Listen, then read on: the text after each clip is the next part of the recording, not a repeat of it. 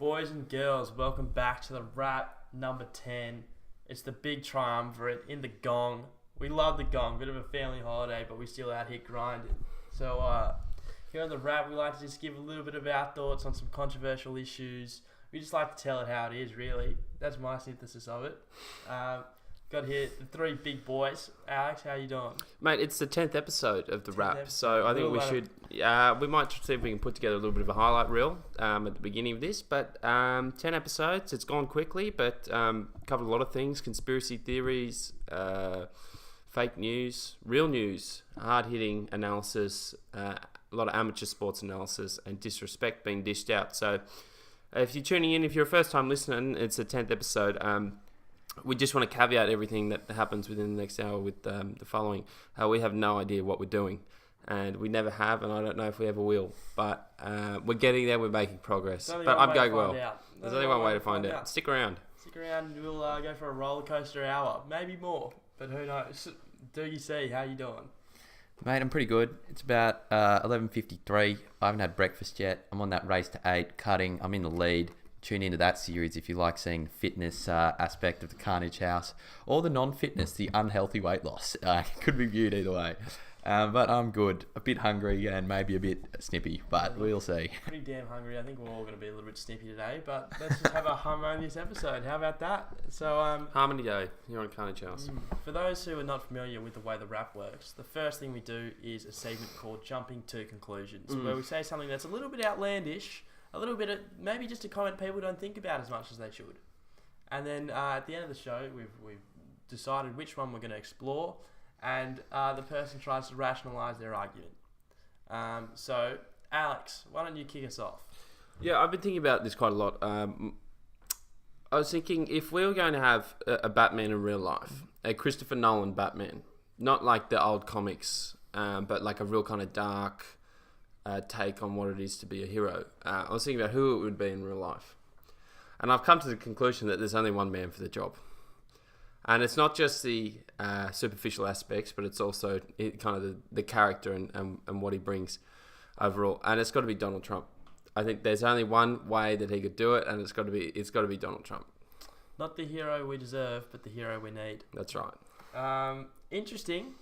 Not sure if that is... a conclusion, but moving swiftly I think it's reasonably conclusive. Moving swiftly on, Dougal. As Mr. 305, Mr. 360 worldwide, the man with the international experience, the cultured man, the man of many cities, some would call me. I'm going to say that you just don't get what you pay for in Sydney. You do not get what you pay for. This is another softball from Dukes. Dougal was the one who was keen to see if we had our conclusions. For those who aren't blessed to see the behind the scenes, it's really just something we think up in the last couple of minutes before we get on. But well, I'm happy to say the inference of that is that you should move out of Sydney. You should move out of Sydney. Well, if you're a young person, you should move out. It's better for you to move out of Sydney. Okay. That's fair enough. That's probably a better conclusion. More. But I mean, it's the same. Like, it would mean that the lifestyle in other cities is better, is what I'm saying. Okay. Well, that's lifestyle and get what you pay for is different. Well, we might discuss Not this really. Hey, don't get snippy. Yes, it is. Don't get snippy now. Look, that's interesting. My conclusion took a little bit of inspiration from Alex's a little while ago, where he said everyone should go to church once a year. Mine is that everyone should go camping with their mates once a year. Camping's like what people do once they forget what real fun is. They just I'm glad you've been on your 9 gag looking up those type of memes. The real normie memes. Dukes is on the 9 gag. That 9 to 5 gag. All right. That's a little bit rude, but we'll move on. Who's we picking? I'm happy to let Dukes take the reins, if I'm honest. Okay, most people are. I might have to retract that. Okay. What do you think, I'm Dukes? taking the reins and you're the horsey, baby. All right, I'll take it. I'll take that to the I'm happy to bank. give it to him, but it's just again, it's just a nothing conclusion, isn't it? Oh, All right. Donald Trump is Batman. Sweet. All right, Andy, what's the international story of the day? No, we do domestic story first, right? We do domestic story first on the show, Okay. even though we got them in the wrong order on the rap sheet. Yeah, that's really put a bit of a spanner in the works. But our domestic story, a little bit of tying into the sport and culture report, but we're bringing it onto the rap, a little bit of integration. Are you sure that's the domestic story we're doing? Israel Folau? Is that the... Or is it... Oh, no, that's not right. I don't know where we are. Andy has absolutely botched it. Is Julian Assange the international story, or is that the goddamn domestic story? That's the international story. I thought we were doing the election had been called for May 18th as the domestic Okay, story. have you got the relevant information? Well, that's mainly the information that it is, and we would react to it. So it's just a reaction. A little reaction segment. Alright, how about we do our predictions? Yeah. Predictions on who wins. Is it close? Is it a Okay, landslide? I'm going to say that the coalition are going to do surprisingly well. While they were betting at about $5, I would have put them at about $2.50. I don't understand. Here's the part that I don't understand. Is that I think they have some good policies, what they're talking about. Some policies that would be attractive in terms of budget surplus, border protection, tax cuts. But what I don't understand is how badly this one nation preference thing is going to hurt them when they decided to preference Labor ahead of one nation. And some political analysts are saying that really hurts their chances. But I don't fully understand that system. But I think One Nation will probably get a strong amount of votes at this election. And I think if Liberals do not benefit from that, but Labor benefits from the Greens, I think it's going to be hard for them to win. But that's a political question that I don't understand much about.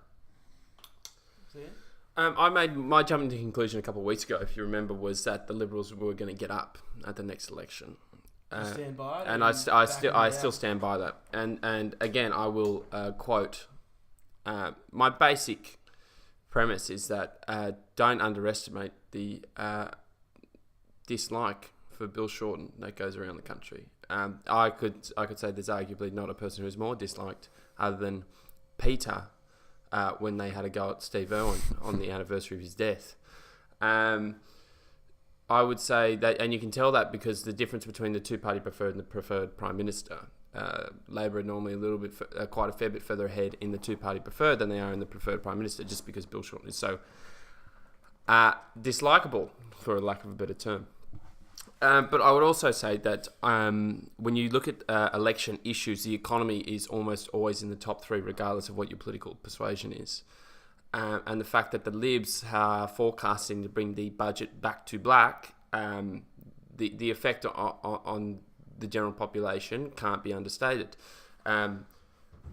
It's not surprising that Labor want to tack on to the tax cut kind of regime of the Libs that the Libs are proposing. And if you look at the kind of the budget comparison and the policy comparison between the Libs and Labor, a lot of it is actually quite similar because in the response, Bill Shorten has essentially just jumped onto the tax cut bandwagon, particularly for low and middle income earners. I think the big challenge for Bill Shorten is they're going real hardball in on climate change, and obviously their constituents, particularly those towards kind of the green side, want to see his affirmation of climate change policies put into legislation and put into policy. Now, this invariably, because the nature of tackling climate change is inexorably intertwined with reducing emissions, is going to end up with some kind of tax. Okay, so this is the problem. So Bill Shorten hasn't really outlined the means by which he's going to reduce emissions without slapping a massive tax on everyone, besides kind of asking for all new vehicles, 50% of all new vehicles by 2030 to be electric. He's going to have some major problems because economic management is not a strong suit of the Labor Party, and the Liberals are forecasting a budget surplus. So that's a strong point of comparison. I don't underestimate the capacity for Bill Shorten to be disliked, and I still think that the Libs will get up, albeit narrowly. But the preference thing is a massive issue, and they should definitely look at, I would say, backflipping on that.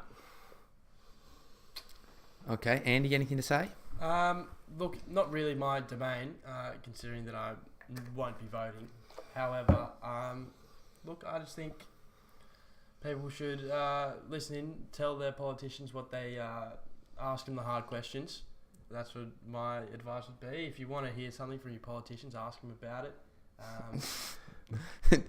Take up the reins. If you do not ask, you shall not receive. Exactly right. You get what you get, and you don't get upset in that instance. Mm-hmm. But yeah, look, read up, do your things, whatever you want. I don't really care, if I'm honest. Okay. You'll care Billy. if you can't turn the lights on because we've decided to go for renewables target, which is untenable. Coal keeps the lights on. Okay, Alex, you want to bring us in with the international story? So if anyone has been paying attention, I think there might be about 7 people who are hardcore listeners at Carnage House. Have been paying attention. Carnage House. 7 million. 7 rubber band banks. We're massive fans of Julian Assange on the program, and we've been kind of tracking his detention for kind of the past couple of months with updates, and we did a vlog from the Free Julian Assange rally in the Sydney CBD. We've also recently just done a Julian Assange emergency update video. So what happened was on Thursday, WikiLeaks found Julian Assange, so an Australian citizen, computer scientist and journalist who's been, I think, nominated for a Nobel Peace Prize every year since 2010, was charged with conspiracy to commit computer intrusion for his work in aiding Chelsea Manning in cracking a password that helped her gain access to classified US government files in 2010. So Assange was arrested from the Ecuadorian embassy in London. The Ecuadorians had previously been given him asylum since 2012, and so he was granted asylum and was living in the Ecuadorian embassy with no access to sunlight, continually spied upon, no access to the internet or anything like that. And so on Thursday, the Ecuadorian embassy decided to kick him out, which inevitably means that the UK police were let in. So they've arrested him, and he will face an extradition hearing, I believe, in 2 months, roughly, wasn't it, Dukes? Around 2 months. I think on May 2nd, so about 2 weeks. 2 weeks. 2 weeks. So I assume they moved that forward. And so basically he's going to the US to face a charge related to Chelsea Manning, who was the former analyst at the CIA, was now transgendered, so it wasn't Chelsea Manning at the time. Bradley Manning.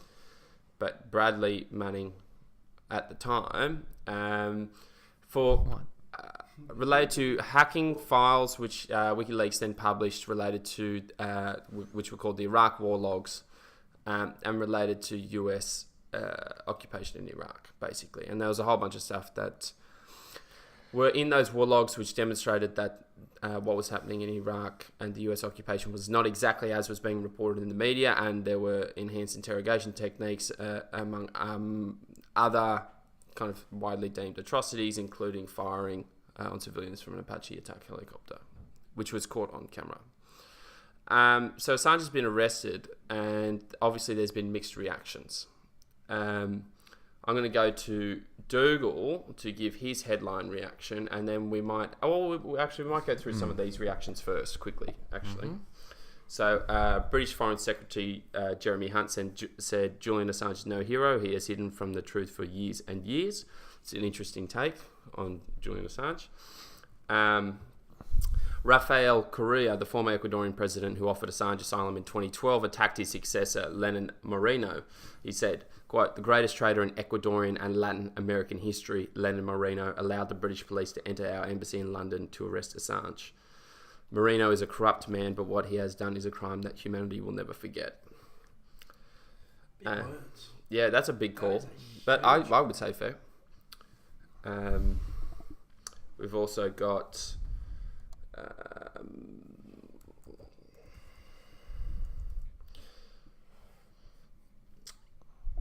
the current Ecuadorian president said, the one in reference, said, today I announced that the discourteous and aggressive behaviour of Mr. Julian Assange, the hostile and threatening declarations of its allied organisation against Ecuador, and especially the transgression of international treaties, have led the situation to a point where the asylum of Mr. Assange is unsustainable and no longer viable. Well, there are a few other reactions, but there's basically, they're quite mixed. Dukes, what was your reaction? Well, it's no surprise. The gospel preachers, who preach the truth, which is against the established interests of the big players, will inevitably get brought down just by the power difference. Socrates was brought down by the demos in Athens for preaching the truth. Jesus was killed by the Pharisees. You had Darwin and a range of others given a hard time by the Catholic Church. And what I'm just going to say is that there's all this focus on Assange for revealing these secrets, but about zero focus on the secrets themselves, which is the real travesty. It's like, well, are these going to endanger? These secrets are allegedly going to endanger military personnel and national security. But what about the video in particular of the Apache helicopter shooting the civilians? It's like, that's not going to endanger us. The only danger that's going to happen is that you might get fired from your job. The military contracts might get torn up due to popular demand. And the military industrial complex is going to start caving in on itself. And so that is what the establishment, the deep state, are scared of. Julian has published that information and has naturally become their enemy, but in doing so has become a friend of the people. So it's no secret we like Julian on the show. We wish Julian safe travels. We would hope that the Morrison government pulls their finger out and goes and brings him home. And we think the other disgrace is the journalists across the world who aren't sticking up for him. And I'm telling them that if they don't stick up for their own, they shouldn't expect, they shouldn't be surprised, right? If you get a tyrannical government here who curbs their freedoms, right? You want to stop the problem where it starts at the root, which is currently in Julian Assange territory. Yeah, that Dougal's exactly right. And it's an interesting point, the journalists, the fact that none of the journalists are sticking up, because what Julian represents is someone who's actually reporting real news compared to continuously reporting fake news, which is what they do. And I think WikiLeaks is probably the only media. I think WikiLeaks has never released one thing that was ever wrong. Yeah. Like, they've checked all of their data and they've broken stories which mainstream publications would have won Pulitzer Prizes for. Yeah. That's what Tucker Carlson says. Now, Tucker stuck up pretty hard for Julian on a Fox News segment, so Tucker gets a little shout out today. Tucker's normally pretty on the money. I've had a slight falling out with Tucker recently because of his comments about automation and jobs. But other than that, I think you're absolutely right. And it is quite interesting to see the way in which the journalists, the journalists are supposed to be kind of the fourth estate, which is supposed to act independently and keep the government in check. But we can see that the journalists, for the most part, in this instance, are the ones who are facilitating the continual expansion of the military-industrial complex, who are facilitating the expansion of the state and the government and massive bureaucracy and spying and the intelligence and the unlawful activities of the military overseas. They're the ones who are these guys are obviously benefiting in this kind of toxic symbiosis whereby they will kind of report minor leaks in the government, which are used to damage political opponents, but they won't actually go after the real stories. So they get a little bit relating to the people that they're getting the leaks from. So obviously that these journalists finally realizing that there's actually one real journalist among them, and that's Julian Assange. But I think we should also emphasise the fact that Julian has had no help from the Morrison government. The Morrison government has said we will give him no exceptional help, and Julian will be subject to the same policies that anyone who is extradited to the US will follow. So obviously Morrison's done nothing. He's going to continue to do nothing by the sounds of it, and it's not an election issue, obviously, because it's not the mainstream media will continue to suppress this, but it should be an issue, in truth. Mm-hmm. Because it's a matter of principle. If you're going to vote a government in on principles as much as fiscal responsibility, then I think this would be a good indicator. Mm-hmm. Richard Di Natale, the Greens leader, said the Morrison government should have done more. So shout out to Di Natale. Don't normally agree with him, but he's right on this one. Mm-hmm. Okay, very cool. Also, I'm just going to give Newt Gingrich a beta male nomination for him saying that Julian Assange was a villain. I just saw that segment on Fox News. Newt, you beta. You He's big an beta. absolute soy boy for that comment. And there is never... Newt Gingrich has never seen a missile he didn't like launched. Mm-hmm. The only time he saw a missile that he didn't like was when he was sitting in a canister and it wasn't emptied in a shell somewhere in Iraq. If it's sitting there and it's unused, he doesn't like it. But if you've got an empty cartridge, he's a fan. Okay, I get it now. I'm on that. I didn't get it before either. But Okay, cool. That wraps up our international and domestic story. Before we go on, we're gonna do the Israel Folau story. We're also gonna do a little. We're gonna flavour the Israel Folau story with a comparison to another star sports person, Kyle Korver, and we're gonna kind of compare the two. But Compare the pair. Compare the pair. Now, before we do, I want to just give a little feel-good story, which I don't usually do, but it came up, I saw it, and I just thought this would be something that we would like to cover. So there's a Brazilian guy named Sebastião Ribeiro Salgado and his wife, Leila Deluise Wanick Salgado. Now, I've probably butchered the names, but I'm sure they would forgive me. So basically, the bloke went to Rwanda to cover the genocide, came back, realised that there was hardly any trees left in his hometown, right? No trees left because deforestation, blah, blah, blah. So what he did was he went and, since 1999, planted over 2 million seedlings of 290 species of trees and more. And since that time, 33 species of mammals have returned, 2 of them being vulnerable and about to be extinct worldwide. There's been a return of 293 species of plants, 15 species of reptiles, 15 species of amphibians, 172 bird species have come back, of which 6 are already in danger of becoming extinct. Now, what I'm saying is that sometimes deforestation needs to happen for economic development, to give people jobs, to lift them out of poverty.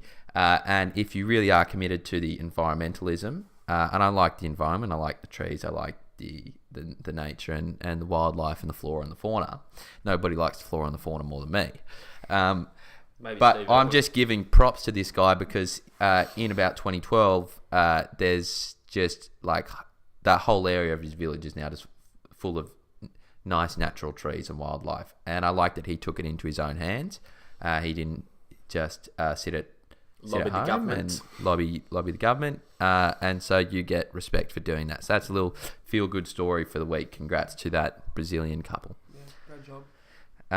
Now, I'm happy to introduce the Folau story, or do you want to introduce it, Andy? I'm happy to, but Okay, you go forward. I'll do the Kyle Korver. What we want is speed and factual accuracy. okay. So I'll do the Israel Speech Folau. precision. So earlier this week, Israel Folau posted to his Instagram a photo which said all these different groups of people, like atheists, people, adulterers, Homosexuals. yeah, Drunkards.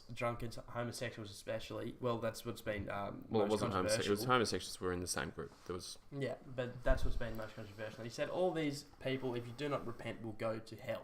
Mm-hmm. So this caused a great amount of backlash as the ARU, Qantas, and other members of the social media people, lots of people have just been giving Izzy a bunch of stick and saying he should be fired as a result of his comments. And so Qantas is threatening to withdraw their sponsorship of the World Cup. The official ARU statement is that whilst Israel is entitled to his religious beliefs, the way in which he has expressed these beliefs is inconsistent with the values of the sport. We want to make it clear that he does not speak for the game with his recent social media posts. So he has been, his contract, I'm not sure if it has been officially terminated yet, but it is has been called to do so. And Izzy looks like he's going to be unemployed very, very soon. The NRL refused. Peter Beattie? to take him back. Now, the truth is, my gut feeling is that how many days has it been since this happened? Like probably 5 days. My gut feeling is that if the ARU were going to fire him, they probably would have done it already. Like, I'm not sure why they haven't done it yet, and it leads me to believe there's a significant chance he won't get fired. No, he's getting fired. Yeah, he's getting fired. I think it's officially reported that he's done. Yeah, I think it's just. Well, they've said they're intending to do so, and that they're going to have a meeting with him. On the brink of being sacked, and he's on the brink of being sacked. 5 minutes ago or something. Yeah, so he hasn't been sacked yet. Yeah, so I think there's a chance he's gonna stay. Andy, what's your reaction to the post, to the coverage? Well, firstly, Rugby Australia is a private entity, isn't it? I'm fairly certain it is. And it is able, in a business sense, to do as it pleases. Whether if it believes that it's not within like a code of conduct or something like that Israel Folau should have been aware of, then they have the right to sack him. But I personally, I'll caveat this by saying that I don't have the same beliefs as Israel Folau, but I don't think that as a result of his beliefs he should be fired for them. I think that Rugby Australia has sort of if they want to take a stance, good on them for taking a stance. But personally, I disagree with the sacking. I think I need to ponder it some more. But yeah, it sounds like you might need to. Quick shout out to Hugh Cochran and Bryden Musa, who brought this. Who really lobbied the Carnage House to do to do a video on it. And so, thanks for the input. We're responding. Shout out to the cock, yeah. Great work, boys. Alex, what's your reaction? Okay, so first thing I want to say is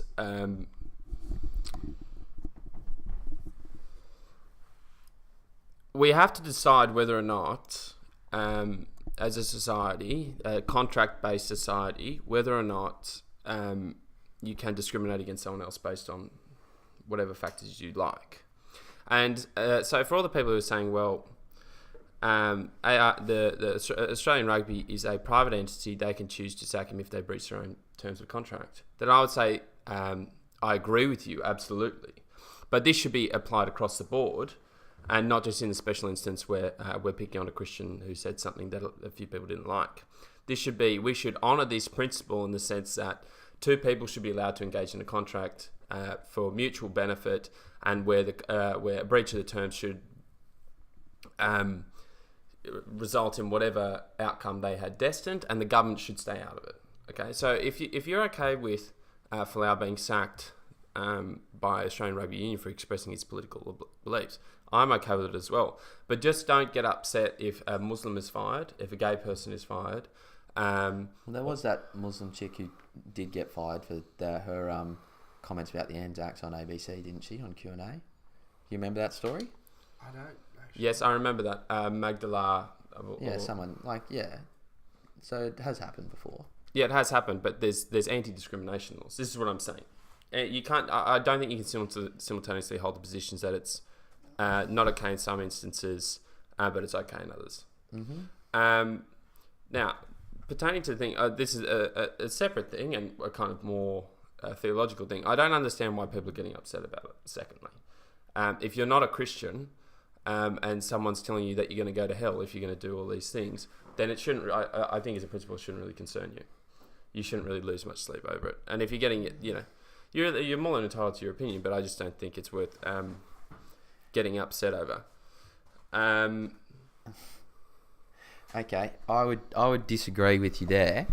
I think that if you have a whole lot of people who would subscribe to a religion which says that the perfect entity of all time, which is God, has decided that the appropriate reaction to homosexuality is to spend eternity burning in hellfire, and then you would naturally believe that that's what that person deserves as well. They've committed such a grave act that that should be their outcome at the end.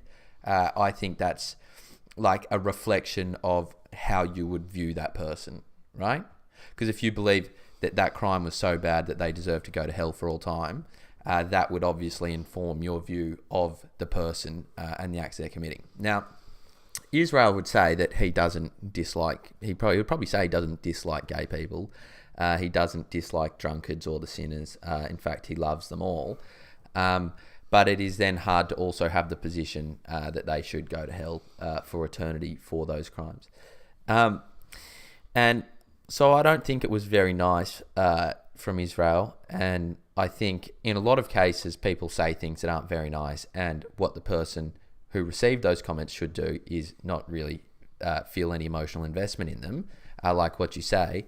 But nonetheless, that doesn't change the fact that what the person said might not be very nice, and we should be critical of it, right? Just because the recipient of the comments would have a happier life if they didn't worry about them doesn't mean we shouldn't consider the comments. So I think that was a real coach killer. It was a real put your fingers over the bridge of your nose if you were the ARU. And I don't think it's very good. And I think we should really, I would tend to agree and sympathise with a lot of the comments critical of Israel, that of the range of things we should be judging people on, kind of sexuality should be close to the bottom of the list, or it shouldn't even make the list. And I think coming out and saying that, something like sexuality should determine your future existence is not very nice, and we shouldn't be encouraging it.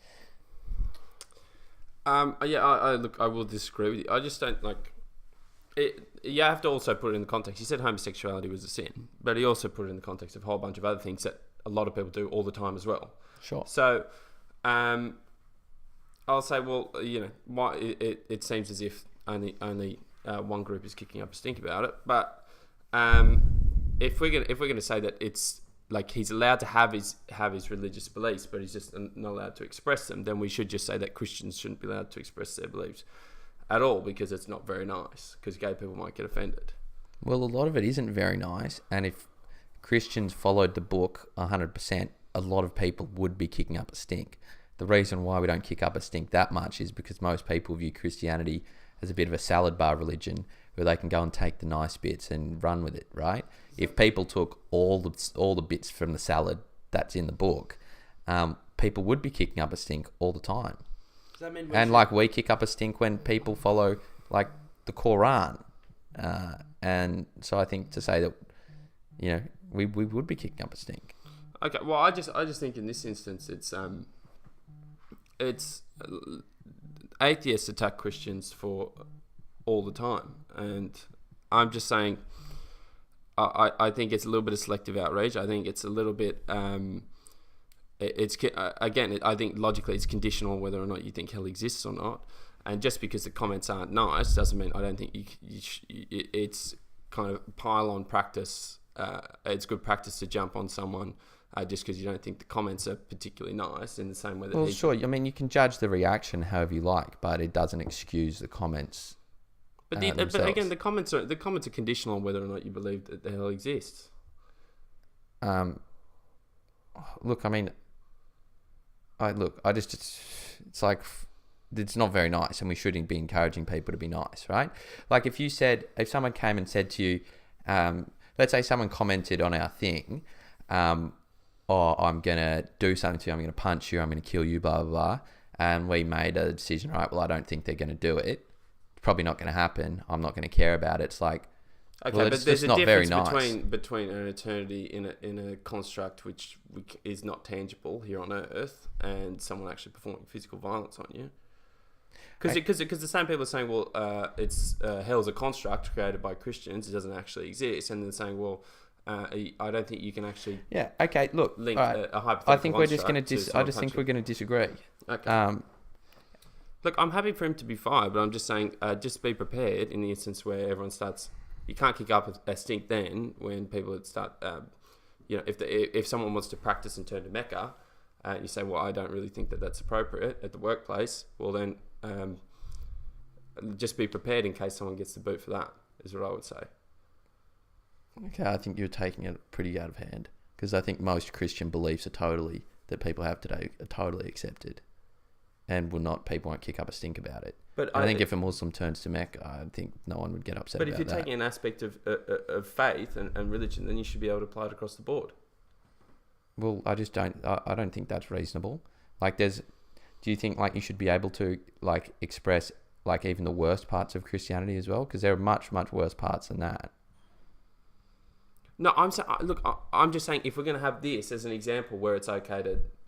Okay, but I just don't think we ever take like a principle and logically extend it across the whole thing, regardless. Like, you should be able to express your religious opinions, okay, but we always caveat that in different ways. And it's like there's some type of palette of acceptability, right? Where we say, okay, you can express these religious opinions, but we will kick up a stink if you do that. Like, we just have that all the time. So I don't think you saying you have to choose between a black and white is like a fair representation. But I'm just saying if we're gonna like use religious principles as a way in which we can justify firing someone, then I think you have to. No, I don't think you say. You can totally say you can express this part of Islam, but not the jihad part of Islam. Just because you say you can express, you pray 5 times a day, doesn't mean you also then have to accept them doing jihad. Like, you can totally draw lines, and you don't have to take their whole religion. But should we keep up a stink when like someone draws a line which we think is like too far? Yeah, sure. Yeah, sure you can. I'm just saying that in this instance, what Folau said wasn't nice, and we shouldn't excuse him, or like we shouldn't then say, well, if he can't say this, then we should never let any Christian thing be allowed, or if he is allowed to say this, we should let every Christian thing be allowed. Like, I just don't think that's a fair representation of the situation or what anyone's arguing on either side. I think that's fair. Okay, now I want to talk about Kyle Korver, because Kyle Korver wrote an article this week called "Privilege" in the Players Tribune. There are some parts which are which I'm fine with, and some parts which I'm not fine with. But what I do want to focus on a little bit is the reaction to each story and how each story is being treated in the mainstream media, because these are both star athletes. These are both guys who are making a lot of money, both guys who kids look up to, blah, blah, blah. I think they're very comparable, right? Kyle Korver is an NBA player for the Utah Jazz, who's actually playing in a game as we speak. So he starts off his article called Privilege by talking about his teammate Darbo Cephalosha, who got arrested by this black guy, got arrested by police, broke his leg in the arrest, and then settled with the police for like $4 million, right? It stopped his NBA season. He had to come back next season. He then talks about the issue of Russell Westbrook at a Utah Jazz game. He got heckled, racially charged comments by some of the supporters. And he says all of this racism and race, like he says the police brutality, which is based on race, and the racist heckling, talks about the issue, which is about what it means to just exist right now as a person of color in a mostly white space. So what Kyle is talking about in this instance is that in America, which has mostly white people, it is hard for a black person to exist just because they are outnumbered and they feel like there's more white people in positions of power, or white people have, more stuff going on. So just because you're in a minority numerically, it is hard to exist, right? Kyle says, I work with those guys, the black guys in the NBA, and I 100% stand with them. But the problem is I, quote, look like the other guy. He says, how can I, as a white man, listen to this, part of this systemic problem, become part of the solution when it comes to racism in the workplace, in my community, in this country? I know that as a white man, I have to hold my fellow white men accountable. So what I want Kyle to understand is that if you talk about race relations, the worst thing you can do is to start dividing everybody up into different racial groups. It's even worse than to go and start dividing people up by gender, because you know what that actually does? It divides people. It's the reason why race relations are much better in Texas than they are in California. Right, the racist South has much better race relations because people overall don't look at the other person as much as black or white. They look at them as a person, right? And then race comes into that person's identity much further down the list in Texas after are they a hard worker? Are they kind? Are they compassionate?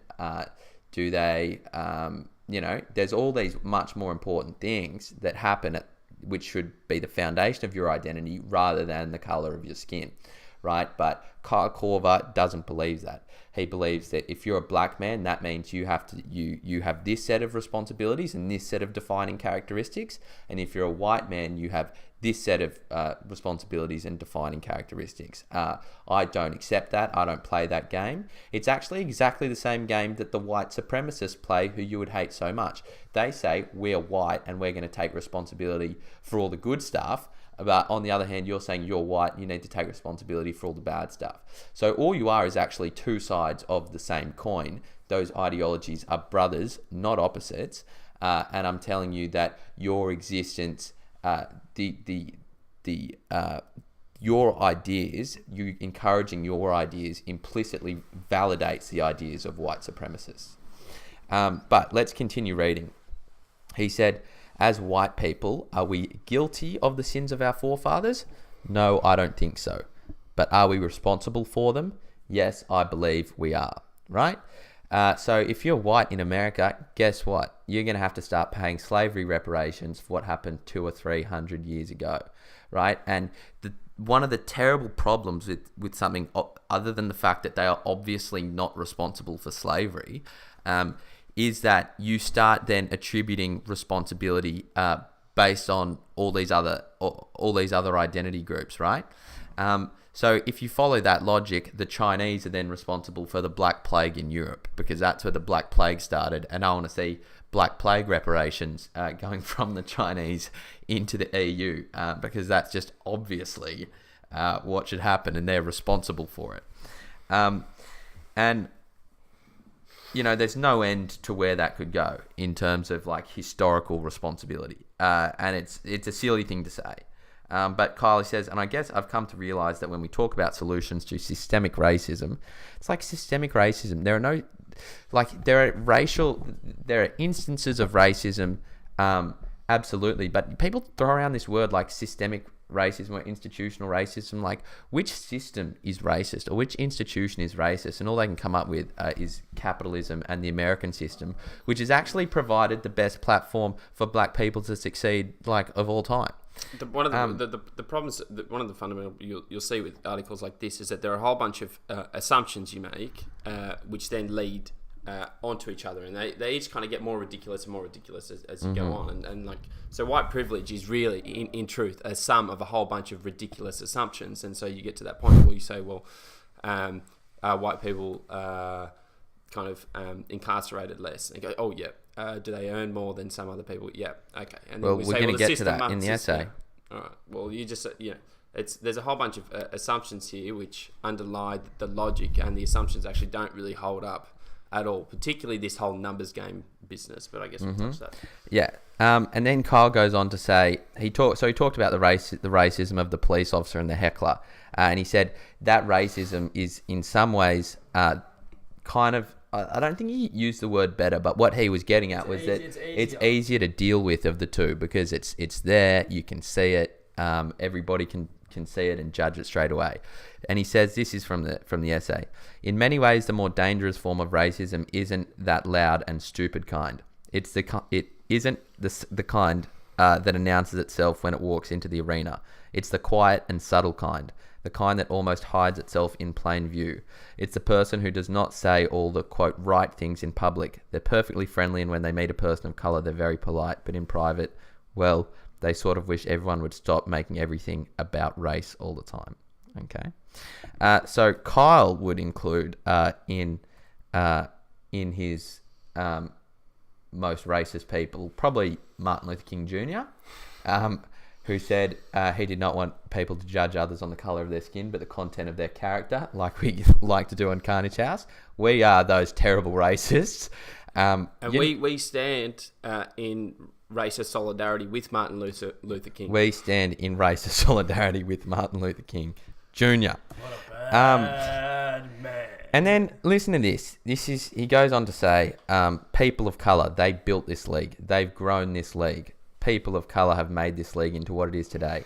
And guess what? I just wanted to say that if you can't find it in your heart to support them now, and I mean actively support them, blah, blah, blah, he says you're a bad person. But what I think is so funny, is that this is what Richard Spencer, the National Policy Institute, the real alt-right people, is exactly what they say, except they swap it in.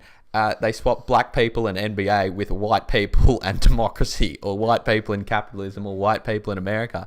It's like, it's the same game. You don't get credit today for having the same skin color as the people who came before you who did good stuff, right? Or did bad stuff. You don't get credit or bad credit either way. You just get credit for being a person, and you get credit based on what you actually do in your life, not what other people of that same identity characteristic get to do, right?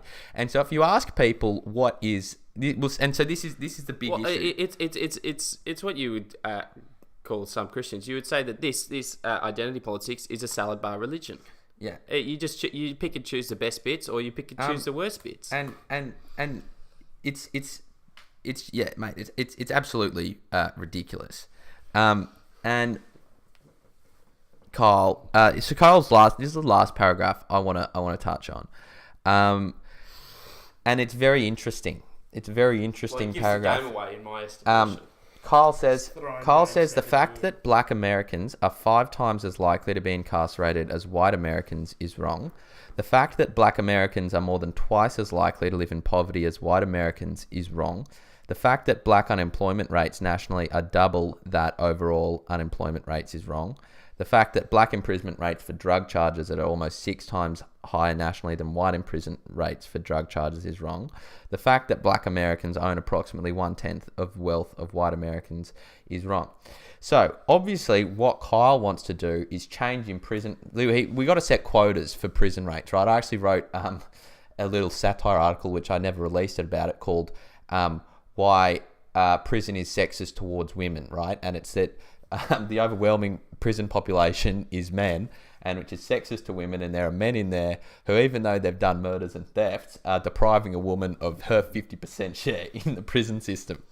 And obviously, Kyle wants prison and incarceration rates to be equal for blacks, for whites, for Asians, for Indians, for Hispanics, for half Indian, half Hispanics, for a quarter Indian, half black, half white, for gays, for transsexuals, people with black hair, brown hair,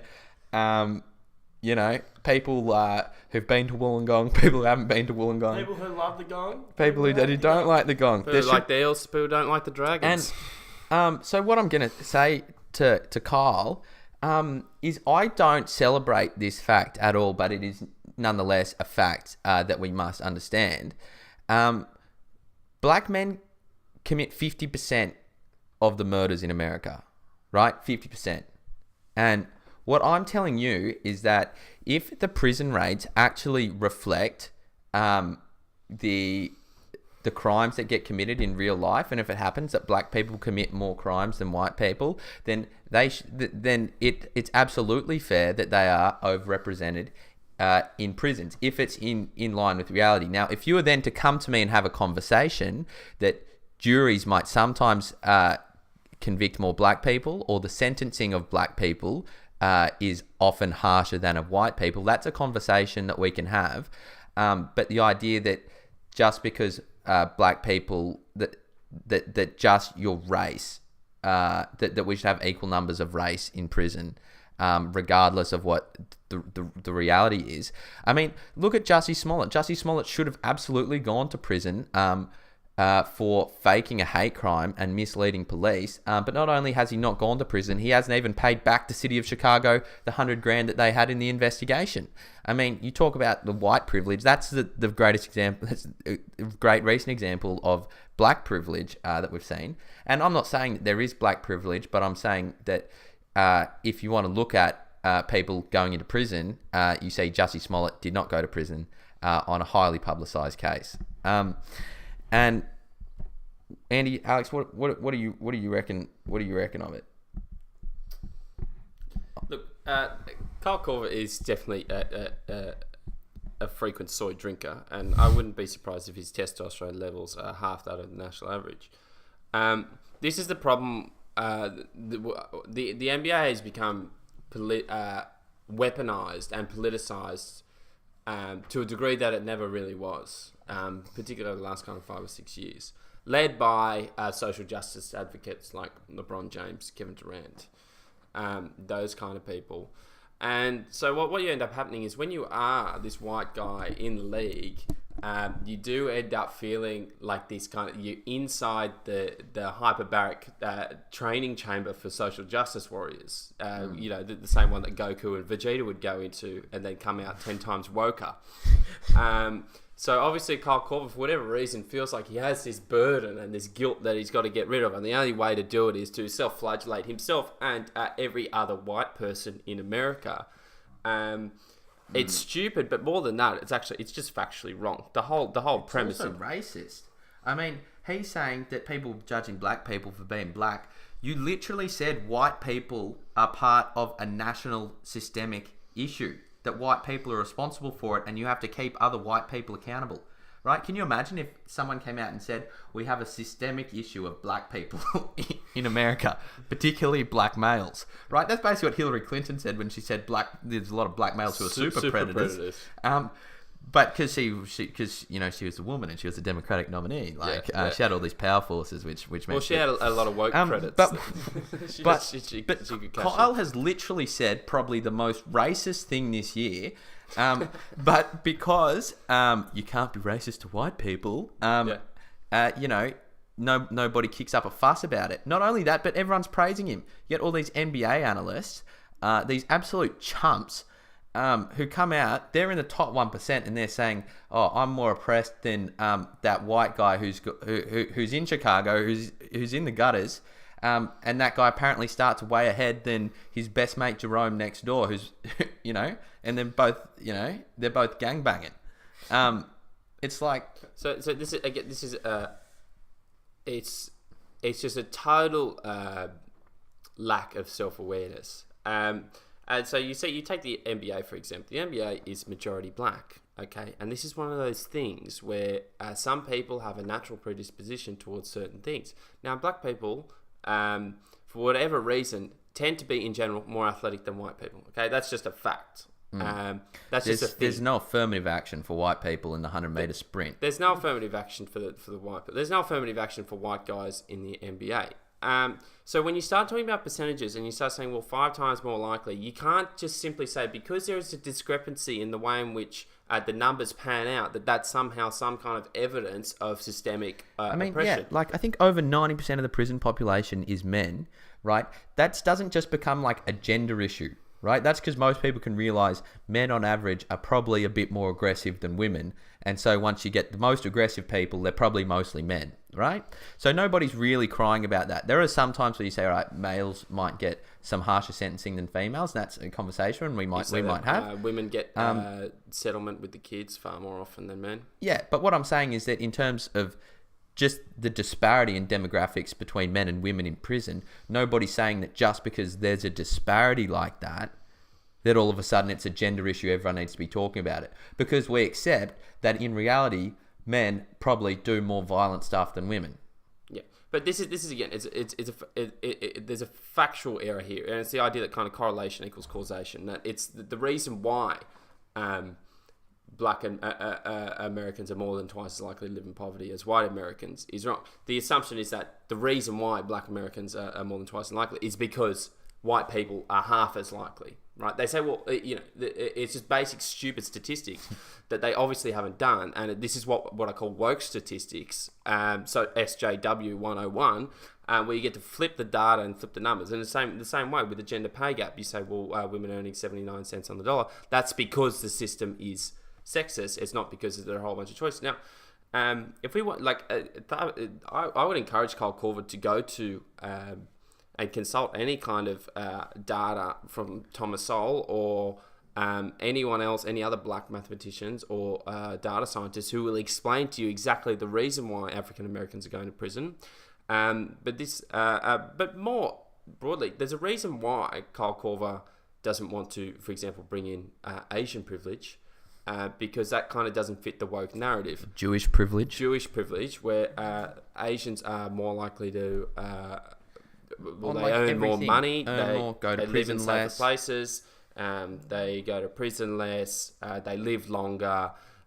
They get all the things you can say about white privilege is more true for Asian privilege and Jews. But that's why the whole numbers thing doesn't work, because the Asians and the Jews constitute a smaller proportion than the whites as well, except they're doing better. And the thing I want to touch on is that I was a bit critical of Israel Folau, which I think I was rightly critical of still, but happy to disagree. But what we saw is total condemnation of Israel for his comments from everybody. He's getting torn up, like his contract's getting torn up. Everybody's saying he's super homophobic. But then you get Kyle Korver, who's literally designated one group of people based on their skin color and gender as part of a nationwide problem, and all of a sudden he's the hero. And what it leads you to believe is that this media establishment doesn't actually care about racism. They don't want to solve racism because they actually don't believe in racism. In the same way they don't actually believe in sexism, they don't believe even in transphobia, because you can see that by the way they treat Kyle Korver's racist comments towards white people. You can see that in the way they treated Caitlyn Jenner after she came out as a Republican. They dropped her like a lead balloon, because she was actually conservative. Yeah, this is a problem with the intersectional Olympics, because it only works as long as everyone stays in their place. Sure, it doesn't work when the Muslims start protesting against gay marriage, or they start protesting against the thought of gender fluidity at schools. I would be with the Muslims on gender fluidity at schools potentially. I'm open to that argument. So what I just wanted to highlight was the total disparity in the way things are treated. So what you can expect is that if you come out with a pro SJW narrative, even if it's racist, you will be loved by the media. And if you come out with an anti SJW narrative, regardless of if that has homophobia or whatever in it, then you will get crucified. Yeah. And so I just wanted to highlight that disparity of reaction. And I think both of them should have been criticised. That's what I think, and they weren't. Look, I'm happy for Folau to be criticised. I'm totally open to that argument. I just think the outrage is a little bit selective, and I think we actually need to have a discussion about contracts in a contract-based society, about what's actually appropriate. Okay, well, we can have that. Yeah. I think we wrapping it up now with the jumping to conclusions. Okay. Remind the people what you're... I want to remind the people that you don't get what you pay for in Sydney, and then if you are a young person, you should at least move out of Sydney and explore some other cities, right? The reason is it's so expensive to live in Sydney, to pay for electricity, to pay for a house or rent. It just means that unless you're making absolute cash, like, it's so hard to make more than just your expenses to have enough to go out and like have fun and do interesting stuff and travel and meet cool people and invest in stuff and start your own business. There's just so much of your own personal like wages and pay just gets put straight into housing costs and like electricity and stuff like that, which I would say means that if you were to live in another city, now Melbourne you might get a similar thing, but I'm saying like go and pack up and move over to like Budapest for a while, or like Odessa, or some other like cool city where your money's worth way more, because you'll actually find some really interesting people there and you'll be able to have a lot of fun. Like if you went and lived for like a little while in Vietnam or China or somewhere else, not only could you like save up a lot of money because you could probably get like a really good job there, but you would also have probably like a much more fun lifestyle. And the toss up is obviously, you got your home here, you got your family, you got your friends, blah blah blah.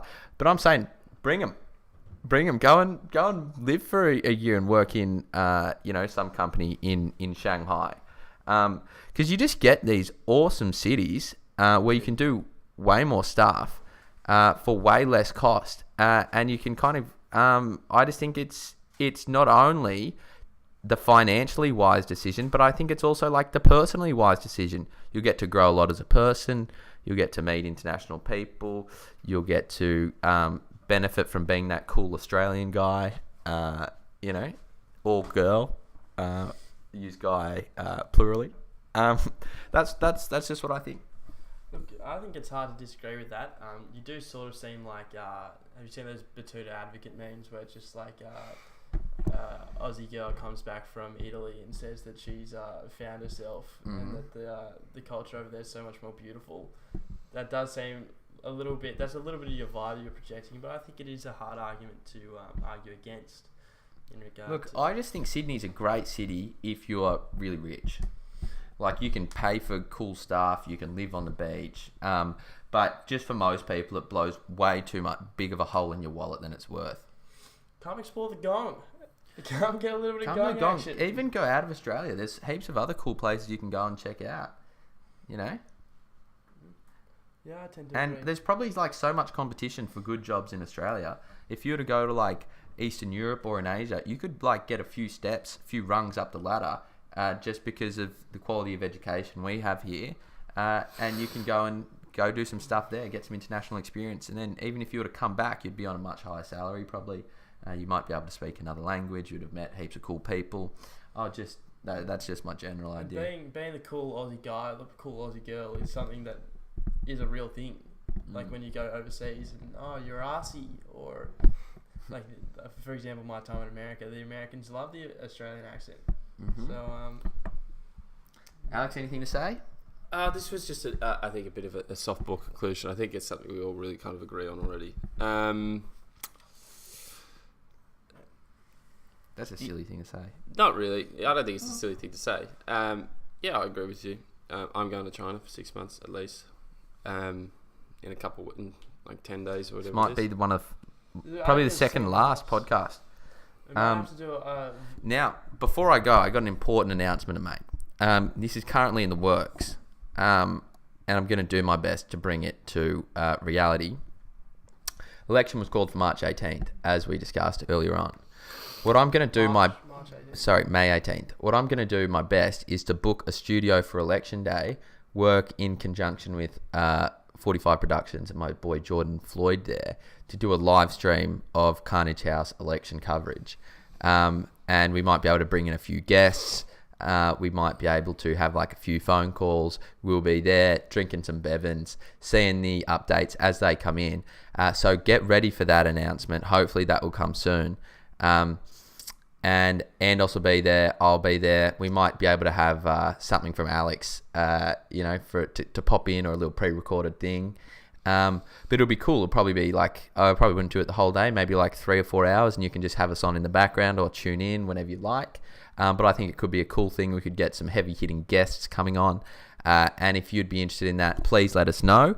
And also, last but not least, if you like the channel, feel free to go and support us on Patreon. We'll put the link in the description, as little as $1 a month. Cool. Bash is done. Perfect timing. Boom. Perfect timing. CHP. Cool. Thanks for being with us. See you later.